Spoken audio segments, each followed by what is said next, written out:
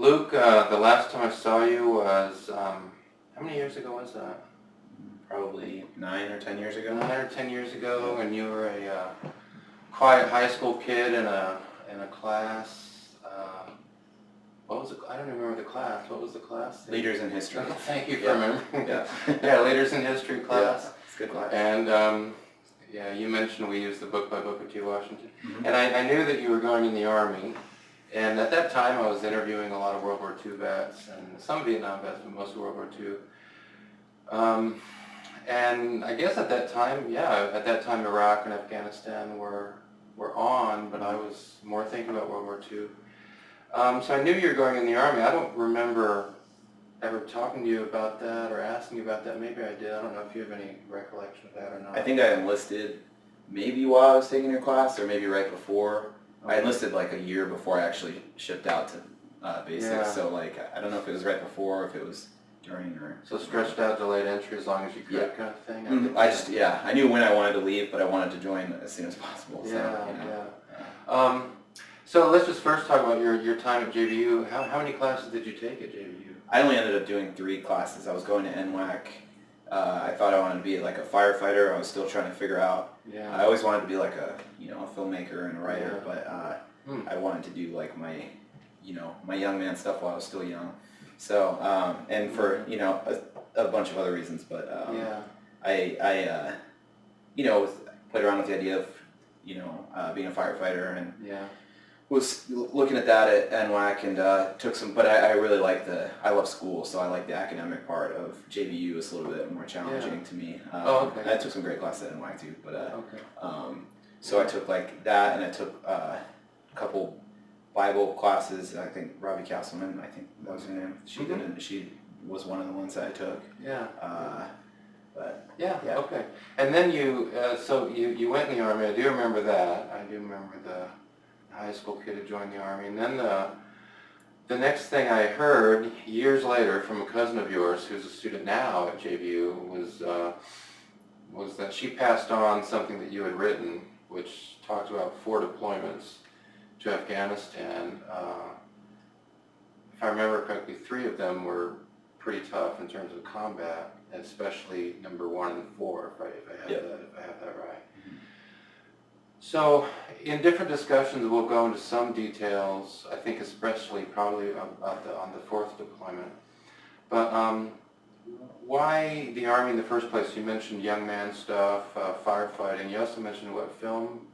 Yeah. Well, I wrote while I was on, especially on deployments when we had downtime, I would just write like fiction stuff all the time. I loved writing. Well, I can tell even by what little I've read from you, just even in emails, I mean, that you have an ease with English, so you're pretty comfortable with the English language. But why did you opt for the Army? Well, I grew up as a missionary kid in Pakistan and Thailand. I would say that Thailand wasn't as much of an influencer as it was as living in Pakistan as a kid. Yeah. I knew who the Taliban were growing up in the 90s, so like I knew before 9/11, I knew who they were, because back then, you think of the Taliban in Pakistan coming over to Afghanistan. Back then it was the other way around. They're all in Afghanistan, and you get some bleed over into Pakistan here and there. A lot of refugees would come down because they're, you don't like the Taliban, you gotta run type of stuff. So I knew who they were growing up. I wanted to be, and then the country that I was, a citizen of, went to war with them. I was in 7th grade. 9/11. I was in Pakistan. And you were in Pakistan on 9/11. Mm-hmm. Wow. Yep. Yeah. And then we left Pakistan because there was a terrorist attack my school. So that was actually my first experience in combat, was as an 8th grader in Pakistan. They attacked my school. They killed 6 staff members. They weren't able to kill any of the While kids. you were there? Yeah. Mm-hmm. I was in the library hiding. Wow. But I would say that was actually less of a influential. That was me knowing that I wouldn't freak out when people started shooting. But I would say that like just living there and meeting like a lot of the refugees that would come down. Yeah. Some really great people that we met. That was a lot more influential for me joining the Army. We try to help a couple people. We'd help immigrate to like Canada, Norway, to get out and to start a new life and stuff. And So that was a big influential part. It would definitely be disingenuous to say that, like, I wanted adventure, I wanted to do something cool, it's like a young dude that wanted to do cool things. And then I also, I've also kind of always, like, been a, I don't know, patriotic. Like, I think living outside of America has given me perspective. We come back all the time. At least, once every year or two and for a few months. And that gave me a lot of perspective as to appreciate the things that I think that America stands for and they're worth fighting for. Yeah, I mean, what did 9/11 look like from there? I mean, It was nighttime. Yeah, okay. I was going to play StarCraft with my British friend. We were playing on like a LAN, LAN, you'd have like home setups with computers, and we'd play StarCraft on a local network, and his sister was watching TV and she saw that, and the MC told everyone that they recommended us to leave, and we didn't go right away. We left eventually for 6 months to let things kind of figure out what was going on. We came back, and then when the attack happened on the school the next year, it's about a year and like a month later. So it was August 5th, 2002 was the attack on the school. So I was in boarding school. So U.S. forces were already at work in Afghanistan at that time. Yeah. So 2002, I was in 8th grade. It was the second week of 8th grade. I was in a, so I was in the library. And then, I finished high school and came back like a lot of missionary kids. You go back to, like, you have the ideas of going to all these places, and you just go back to where your parents are from, and then played around with these different ideas, and it was a couple years before I got my associate's degree at NWAC, and I finished it, and it wasn't quite what I wanted, and I looked into the military a lot, and plus those historical kind of like my growing up, experiences growing up were a big influence factor. When you joined the Army, did you have it in mind that I want to go to Afghanistan, or? Yeah, I didn't really want to go to Iraq because, I didn't really know anything about Iraq. I don't have any, and I didn't. So my first deployment was my platoon, my Ranger platoon had the deployment before that was the last Ranger deployment in Iraq. So I kind of got lucky and got what I was set out to do. Did you, when you were in Pakistan, did you pick up any bits of the local language that came in handy for you in Afghanistan? I knew a bit of Urdu. And I could definitely recognize it. It'd been so long since I had been back there that I'd forgotten a lot, because I left in 8th grade, and my first deployment I was 21, so it had been a while. But we'd have interpreters, so the best I could do would be like, hey, that guy's speaking Urdu, and then the interpreter would be like, yeah, I know, I speak Urdu too, and I'd be like, okay. It's like, cool. So what year did you actually then go to basic training in the Army? 2010. I joined like January 5th, or it was when I shipped out, so right at the beginning of 2010. So 2010, and then when did you get out? 2014. So you just did one enlistment? Yeah. One enlistment, 4 deployments. That's insane. It's a special operations cadence of stuff for you. So we're not talking, obviously we're not talking about year-long deployments. How long are these deployments? 4 months. 4 months. You start doing any more, like, Rangers will be happy to do longer than 4-month deployments. But when you're talking in a 15-year war, you can't sustain that. Not with that mission tempo. You're going out every other night sometimes, and then my first deployment was the most mission heavy. And like we went on, at one point we went on, I think it was like 9 missions in 8 days. So it's like, one time it was like day, night, or it's night, day, night. It's like, come back, sleep a couple hours, go back out, come back, sleep a couple hours, go back out. Wow. And so 4 months in country, and then 7 months back. 7 months back, which is intense training, right? It never really lightens up, right? No, deployments, as far as like the culture goes, are way more relaxed than training. The training is like, it's a lot. So now, how did you get into the Rangers specifically? Was it one of those things in boot camp? They put out the call if you want to try for it. here's what you do, or? I knew I wanted to be a Ranger. I wanted to be in a special operations unit, and so actually one of the reasons that I knew what Rangers were was because in Thailand my dad worked alongside a missionary group called the Free Burma Rangers, and that guy was a former second battalion Ranger, and his another family friend was also another second battalion Ranger, and I bounced between because there's all the different special operations groups. You've got like the Green Berets and Rangers in the Army. As far as like ground forces, you have Delta, but you can't go to Delta off the street. So, and then you've got like the Navy, you've got the SEALs, and then in Marines you've got MARSOC and Force Recon, and then the Air Force you've got PJs. And I bounced between like trying to be a SEAL or trying to be a Ranger, and trying to be MARSOC. I probably would have gone with MARSOC had I not known the Rangers. That's the Marine Special Forces there. Yeah, but the thing with like Rangers is that they were the one that they can like guarantee you a slot as long as you pass everything, pretty much. I mean, more or less. You can get in your contract, and that was another reason why I joined. Because like, if I'm gonna pass a selection course that is 2 months and 20 pounds later, then like I'm gonna want to like know that I passed, I can still get in. So that was a nice benefit. So intense. I mean, getting into the Rangers, I'm guessing that I mean, obviously there's the physical side, right? I mean, so just give us an example of some of the physical tests you've got to get through. So it's 2 months long, the selection course. So you go through basic training, and you have to volunteer for airborne school. You have to pass airborne school, which has a semi. I don't know what the percentages are off the top of my head. I mean, I guess like 80-90% of the people pass. So everybody pretty much passes basic training for the most part. I mean, maybe 2 guys in a platoon didn't make it, but then you got airborne school, and then you go to, it's back to back, and then you're going to Ranger selection, and Ranger selection is 2 months long. The first month is like try to make you quit month, and then the second month is like kind of try to make you quit, but you're kind of already past that, and teaching you more technical skills, everything from like advanced firearm stuff that you're not going to get in the regular Army, building explosives for different purposes, breaching shotguns, different vehicles, fast roping on helicopters, all that kind of stuff. They teach you the basics of that.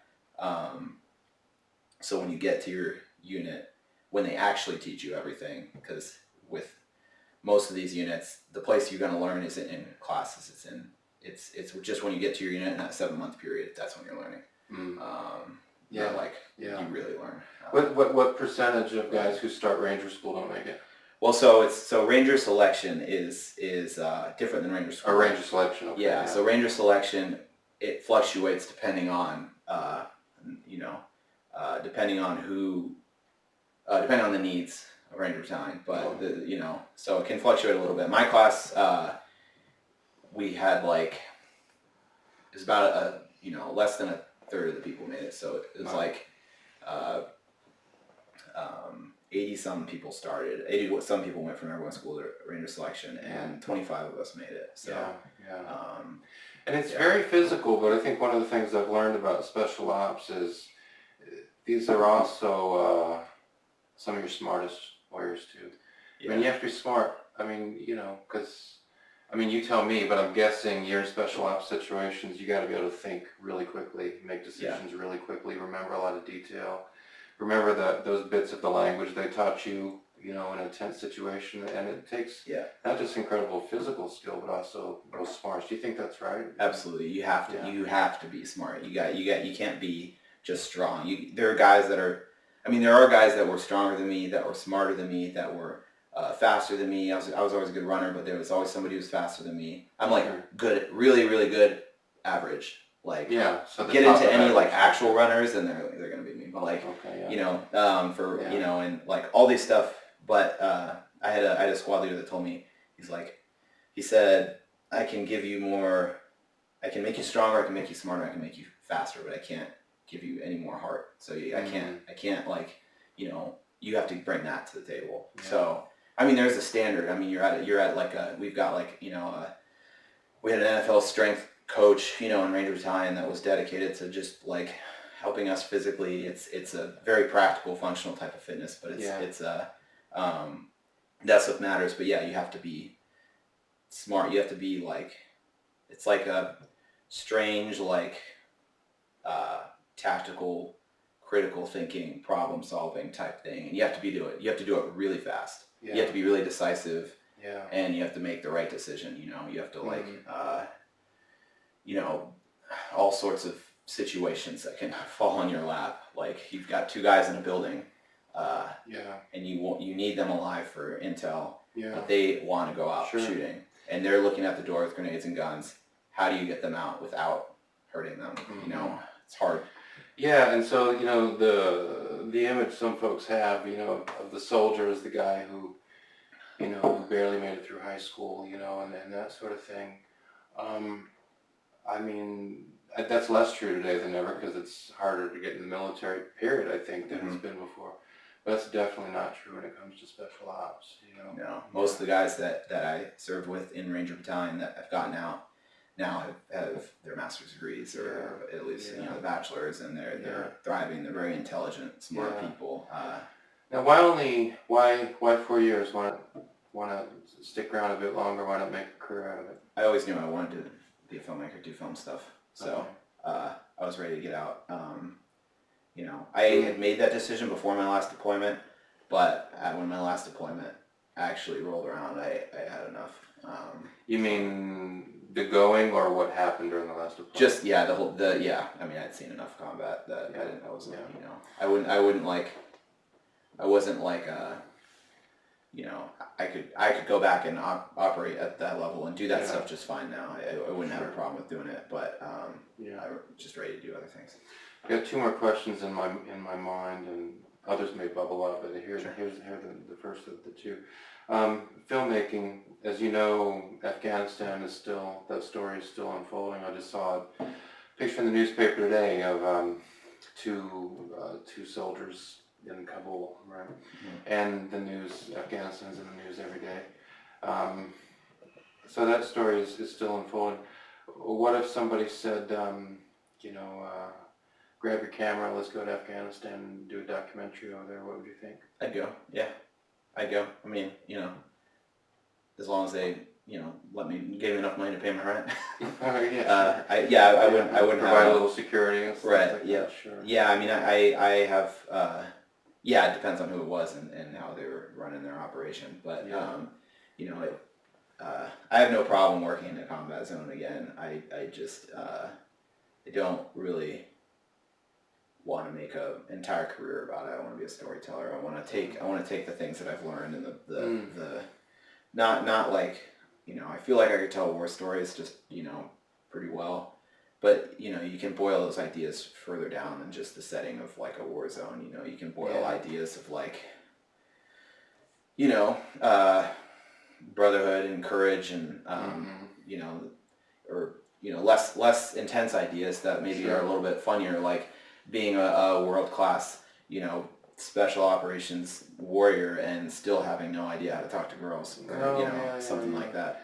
Because you're still a 23-year-old guy. Right, I mean, my team leader was the same age as me because he joined when he was 18.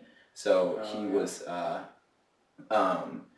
so he went on like, I think it was like 6 deployments, and by the time he was 24. Yeah. So but doesn't mean that just because you mature in all these other ways doesn't mean you mature in like the back home ways. True. You don't learn. True. No one teaches you. Still, nobody teaches you how to do your taxes. You still just got to figure it out. So like. Well, actually, I was listening to some. It was actually an Afghanistan vet. I think I was listening to him yesterday. He was on a news program, and he said, he got out too. He was a lieutenant, but he just did one tour, and he said, one thing I miss about combat is that it's real simple. I mean, the questions are simple, and then I come back to the States, and I've got to do taxes and all this junk, which is so much more complicated, And they seem so much more complicated, and they don't seem to matter nearly as much. Exactly, yeah. A lot more complicated and a lot less meaningful. Yeah. Or meaningless, right? Some of this stuff. I mean, it's really simple and in a very difficult way, but I mean, you could like, I was saying the other day, like you could, like the things you're trying to accomplish are like incredibly simple, even as complicated as they can be. I mean, you're building, just kind of also going back to your other question, and the people told me I would never, even my teachers told me that like learning algebra was for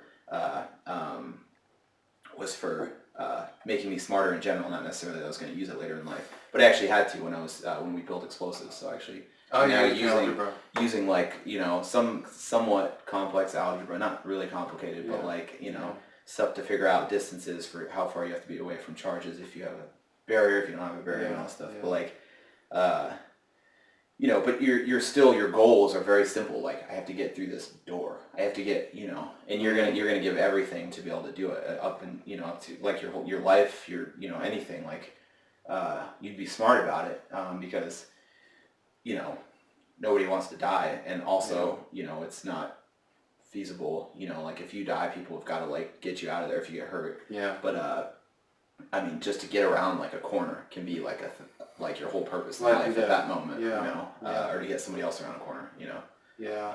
Wow. Simple. So I do miss that. You miss the simplicity of it. I've heard that a lot. And the intensity of it too. Often, I'd say there's just a kind of that intensity. You literally can't. There's no way you could convince yourself that your life doesn't matter in there. There's no possible way that you could convince yourself that like. You can't have an existential crisis in combat in the sense that like you think your life doesn't matter. I mean, you could potentially, a lot of people wrestle with like, does it matter? What does it matter? Like in retrospect, what were we doing or whatever. Some people struggle with that depending on the war time, whatever. But in the moment, you have a purpose, and there's no questioning that. Well, we'll talk about in another discussion. I think we'll especially focus on your fourth deployment. Last question here.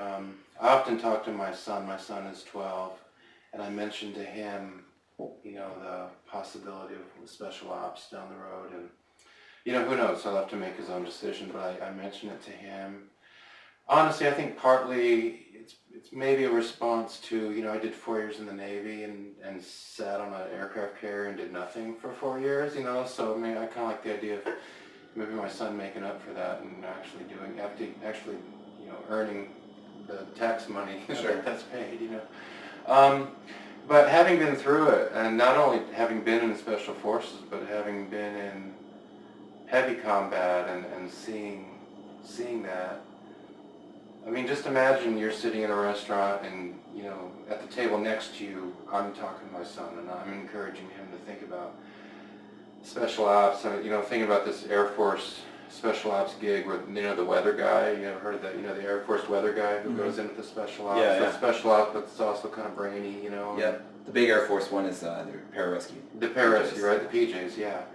And so, talking about that and you can hear this, you're not intentionally eavesdropping, but you can overhear this conversation of a dad, encouraging his son to think about special ops. What are you thinking as you're hearing that?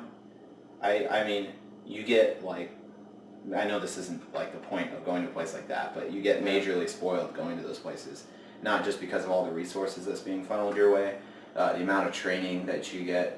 In 4 years you go to all these schools. I went to like Ranger Selection, Ranger School, Seer School, Ranger like marksmanship, Ranger sort of like team leader course, designated marksman, all these courses and classes, and you learn all these crazy things, not to mention the actual training cycles where you're learning everything.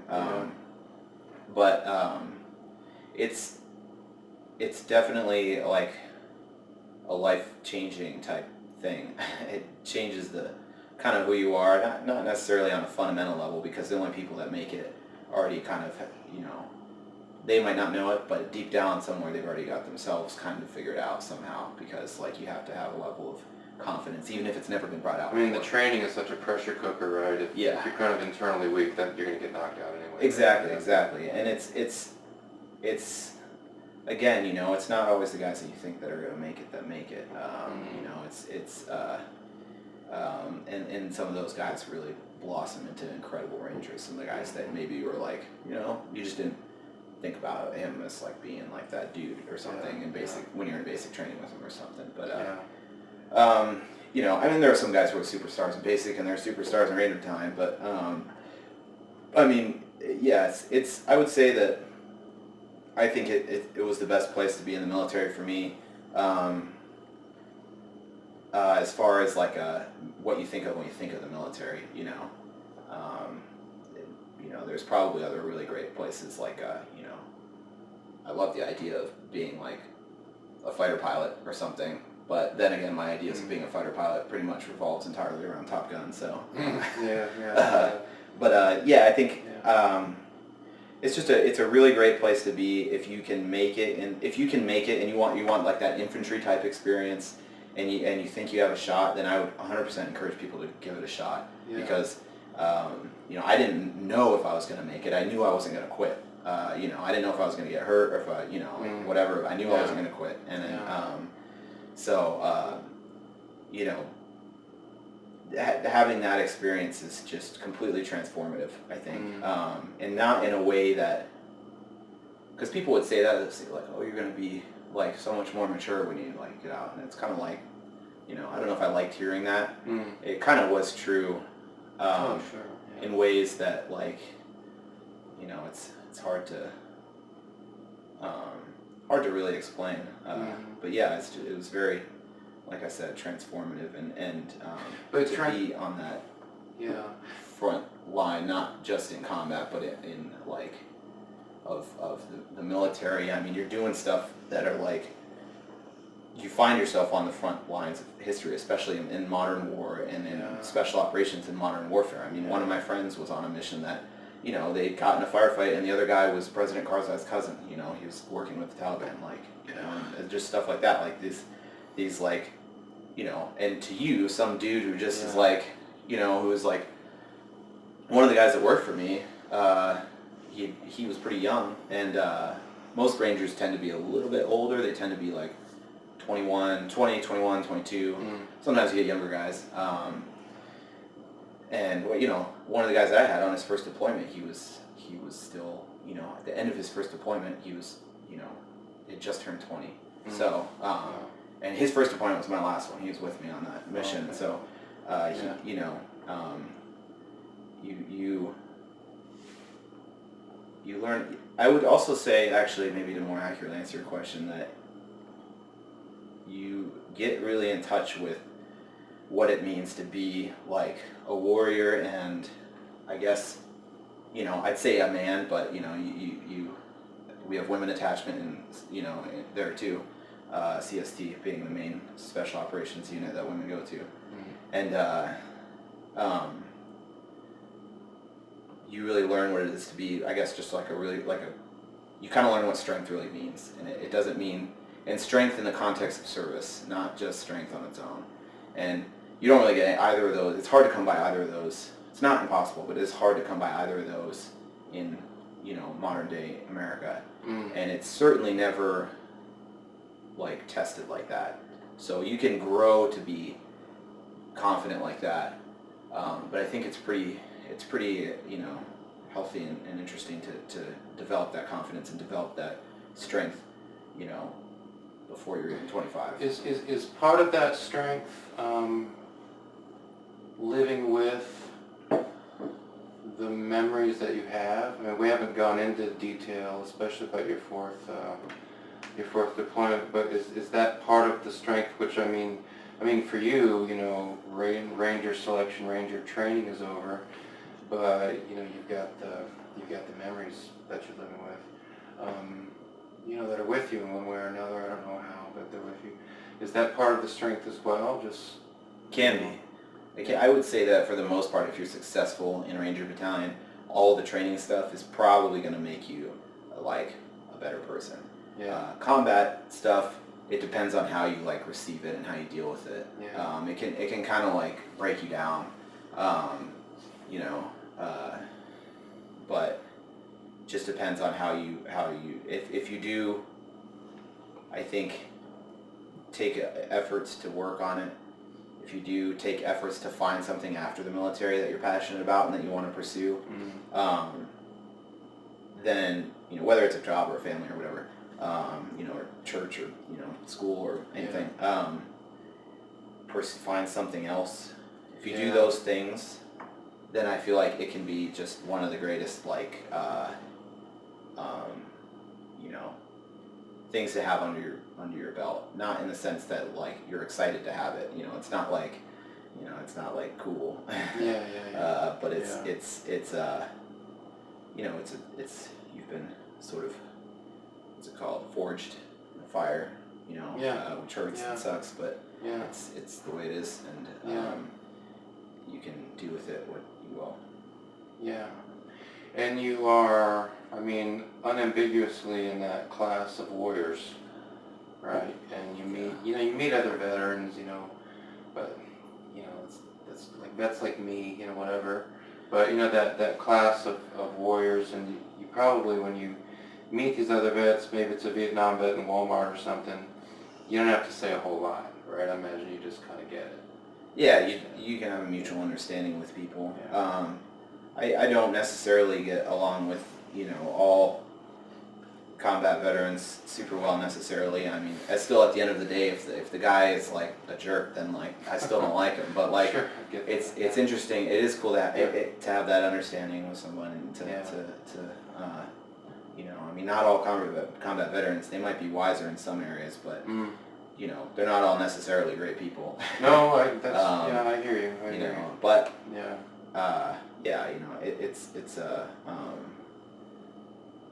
you're right though. You know, you have an understanding of stuff, and it is a little bit. You know, there's so few people in my age group that serve in the military and serve in, you know, a special operations sort of capacity. You know, I'm not really going to run into them on the street, but not people in my age. But you know, Vietnam veterans, anytime there's like a draft or something, then you know, then I can. I mean, I'm not gonna.